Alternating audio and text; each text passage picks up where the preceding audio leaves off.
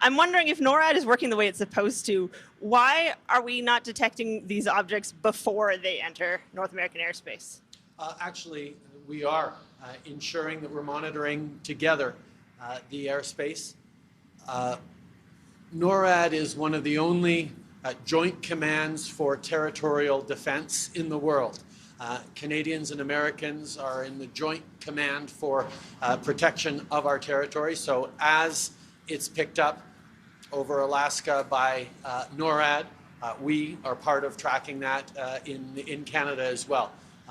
We're working very, very closely together, and in my conversation with President Biden on Saturday afternoon, we emphasize that we will continue to work in a seamless, integrated way to make sure we're protecting everyone who lives on this continent.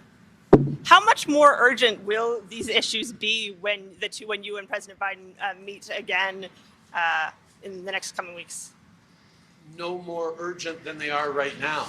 This is a very serious situation that we are taking incredibly seriously. The actions we're taking to protect North American airspace, the actions we're taking to recover and analyze these objects, the importance of defending our territorial integrity, our sovereignty, has rarely been as important as it is now.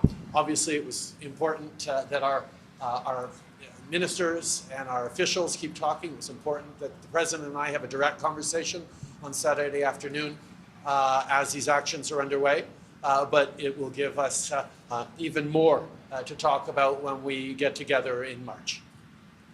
Hi, Virginiane, CBC, and si c'est possible aussi de traduire pour mes If it's collègues possible to francophones. translate for my Some francophone say colleagues, that there is no greater example of the weakness of our Air Force capacity than watching American jets destroying flying objects over Canadian soil. Why was it American jets that shut down the object?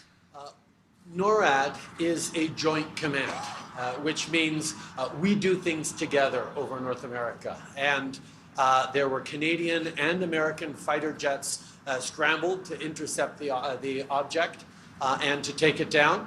It was very much based on the context and the situations of who was there, who had the capacity to do it before we lost the object into darkness or into situations. Our focus was not on which side gets credit for what. Our focus was on running the operation smoothly and successfully. That's what NORAD is all about, and that's a perfect example of how seamlessly we work together. how it works. Can you reassure Yukoners, and if so, what allows you to reassure them that right now there's no threat for the land, the water, or the health of the people living in the surrounding communities?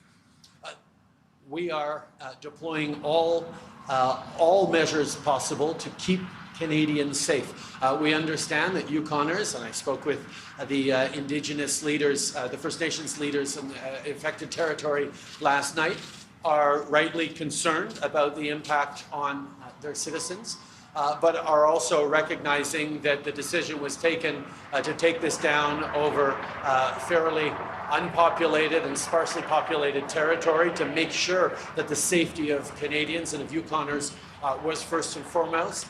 In the recovery efforts, a lot of it is going to be around searching for and hopefully finding the object, but there are also places and teams in place to make sure that whether it's hazardous, whether there's who knows what associated with the object, it be properly dealt with by people with the proper training to make sure that there is no risk to human life as it is recovered.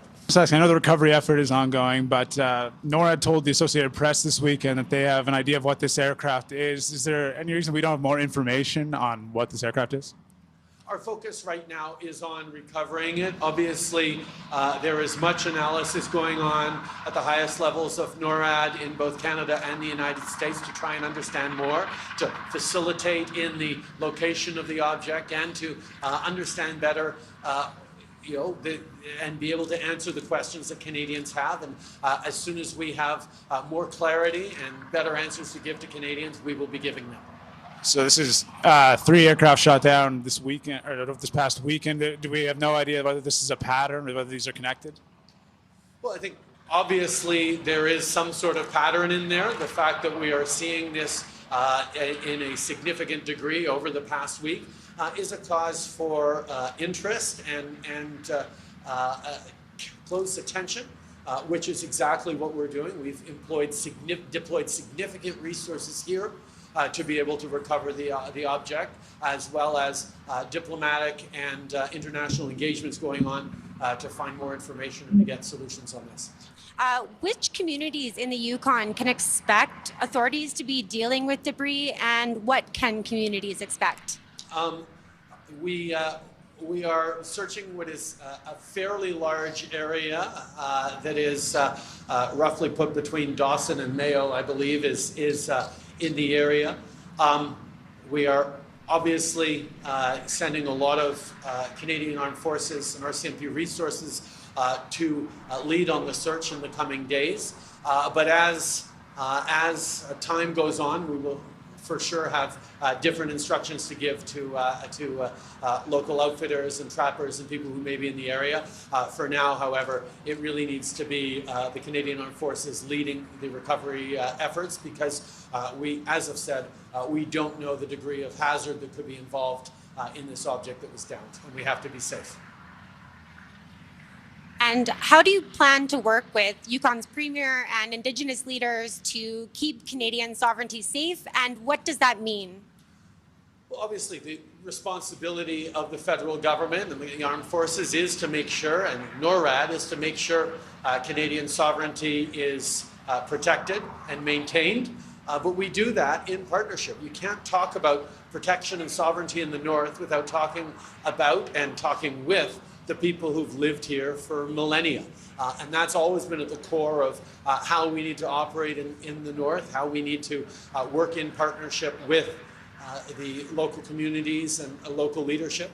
I have to say that the Premier has been an outstanding partner as we've shared what information we have and keep them apprised, but also leaning in on the chiefs of the territories affected so that they can keep their people safe as well.